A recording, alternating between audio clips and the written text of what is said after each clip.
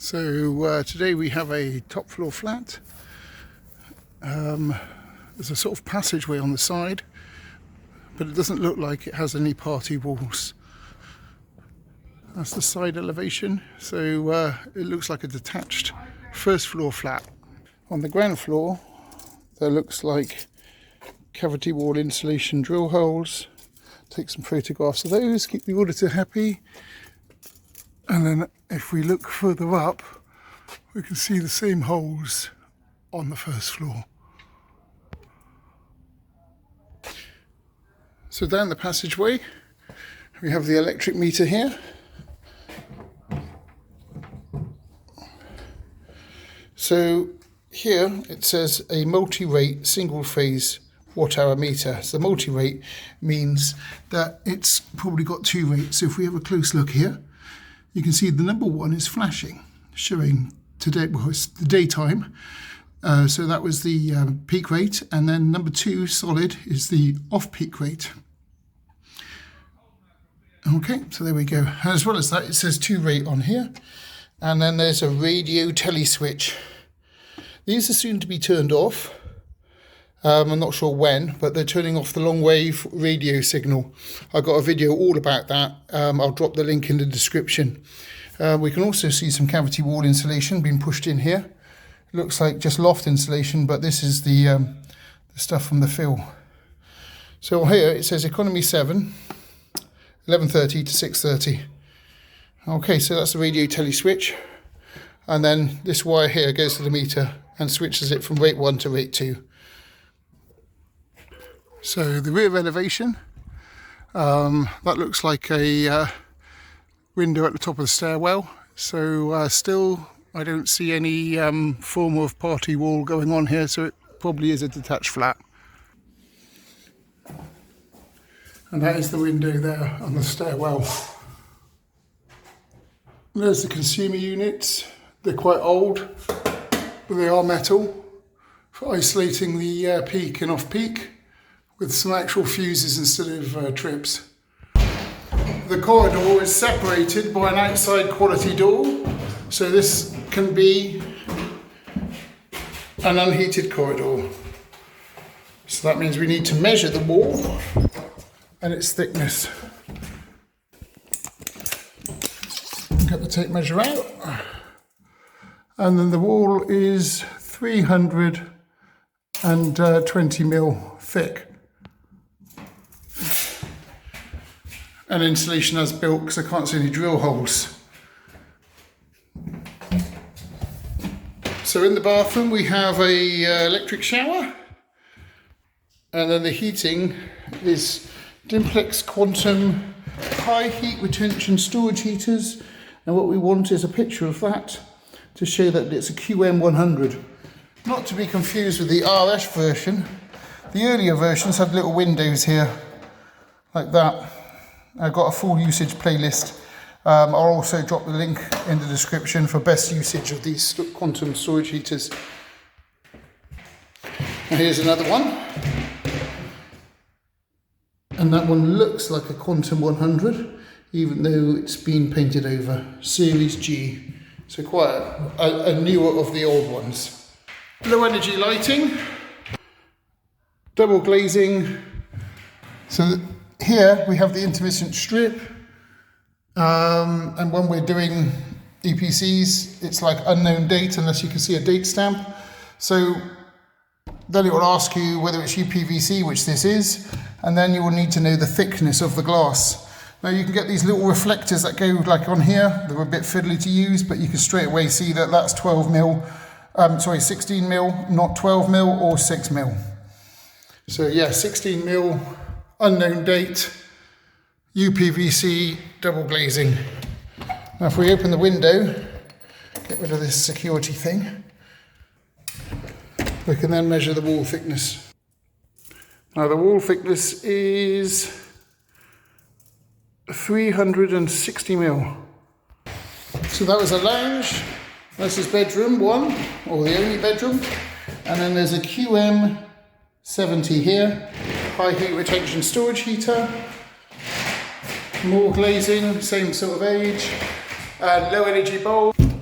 The hot water provision is provided by a dual immersion hot water tank.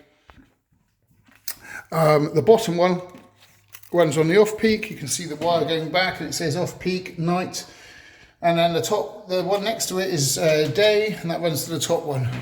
So the night one is a lot cheaper than the day one, so you leave the night one turned on and the day one turned off. So I'll leave instructions for that for the next tenant. Okay, and then here we have the thickness of the insulation on the tank, which is, well, it's less than 80, but more than 50. So we will put 50 down. And I'll take a photograph to keep the auditors happy. So now I use my ruler, we'll go up in the loft and check that loft insulation. So straight away we can see that it's not timber frame because there's aerated block. There's quite large holes drilled in there and I don't really see any insulation through the hole. But that's the wall to the unheated corridor, not the external wall. And then that's the external wall over there. And then we've got quite a bit of loft insulation. So if we measure the thickness there, we have 200 mil of loft insulation. Hedging on the side of caution. I suppose you could measure it a bit more, but that is looking about 200 mil there from this angle. And there we go, there's the consumer units. So they were just the main fuses for peak and off peak. So here we have the peak rate supply, because you've got the shower, the cooker, and then all the sockets and everything like that. And then we have the consumer unit here for the economy 7. So we have hot water, and then the 3 storage heaters. We'll turn those on, because otherwise when a tenant moves in, they will say they haven't got any heating, and all those are turned on too. So the storage heaters should fire up. But they're all probably turned off at the wall. With Quantums, you don't need to turn them off at the wall because they work like a fridge. You can just leave them on. And if it's hot, the thermostat stops them letting any heat out. So I'll go around and set them all up and leave some best usage instructions for them. So here's my single sheet site notes. Makes your bag lighter just having one sheet. So the date, we need that. And it's going to be rental social. And then it's a flat. I'm going to put down detached because there's no shared walls. Oh, wait a minute, because it's got an unheated corridor. I'm going to put semi.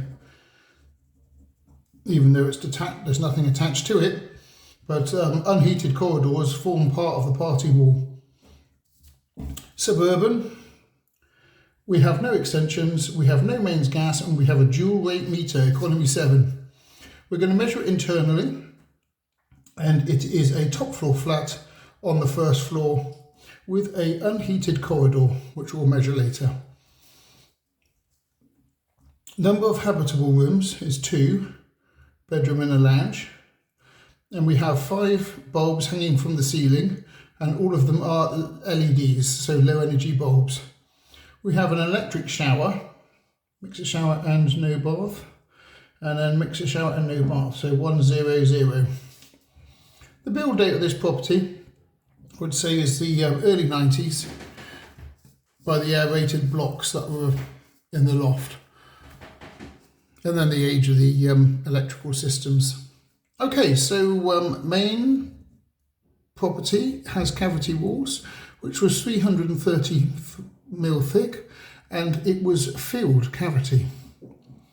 There's no party wall, but because we've got an unheated corridor, we're going to go for unfilled cavity. And then we have an alternate wall, of course, which is the party wall, which is the unheated corridor, which is cavity. And it was 320 mil thick. Okay, and insulation was as built. So we have a floor, so an other dwelling below. And then we have a pitched roof with insulation at joists. And it was 200 mil thick. no room in the roof.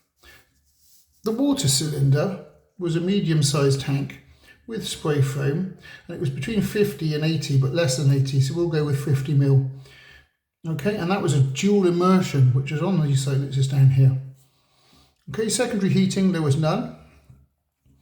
Okay, and then we had storage heaters, which are, so hallway, lounge, and then bedroom. So in the hallway we had a QM100, and in the lounge we had a QM100, and in the bedroom we had a QM70, and none of them were QM170 RFs. They weren't the RF series. You can tell that because they haven't got the little hole on the window, and also on the model number it doesn't say RF. Controls is controls for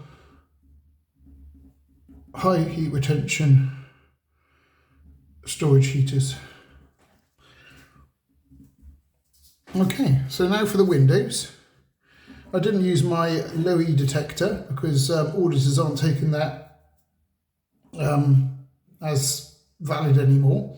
So they are unknown date because we didn't find a date stamp, pre or post 2002. But they had PVC frames, and 100% of the glazing was the same, and they have the 16 mil gap.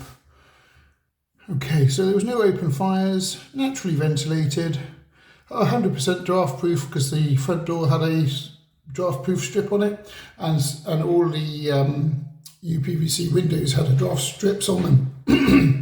We have one door to the unheated corridor, okay, and there was no conservatory. And then we have go back to the water heating here. So we've filled out the form. So now for renewables, I didn't see any, so that's fine. We don't have to worry about those. And then we need the floor plan.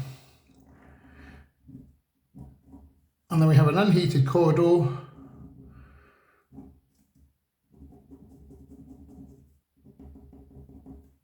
Okay, and then we have WC, bedroom 1, lounge, kitchen. A consumer unit is here. Okay, we have the quantum there, and a quantum there. So we need to know the width and the depth, and then also we need to know the length of the heat loss corridor. So here I'm just topping up my batteries with a USB charger.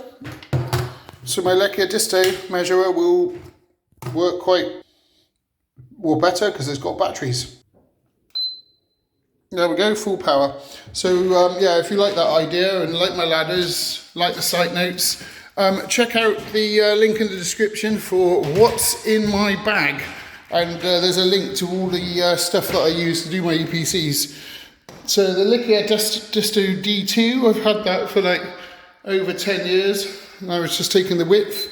Also it calculates the floor area for you. Let's just take the width. So that's that, 6,478. And then we need to go for the depth, which we can't do because there's walls in the way. So we go from this. Okay, that's 4,777 plus 2,636. So that's those two added together. 7,459.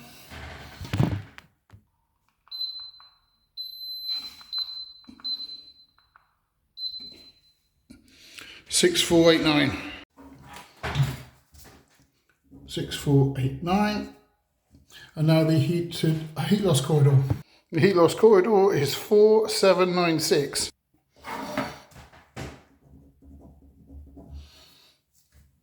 And so that means the party wall 480, and then the room height 237, and then the heat loss perimeter, that that, add that times 2. So 6.489 plus 7.459 equals times 2 is 27.89.6. So 2790. 2790.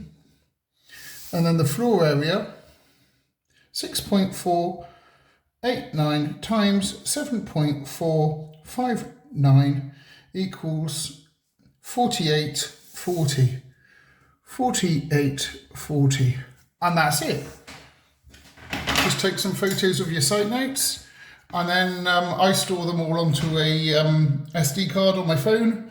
Was it 512 gigs, so loads of room, and also upload the photos to the app on Elmhurst.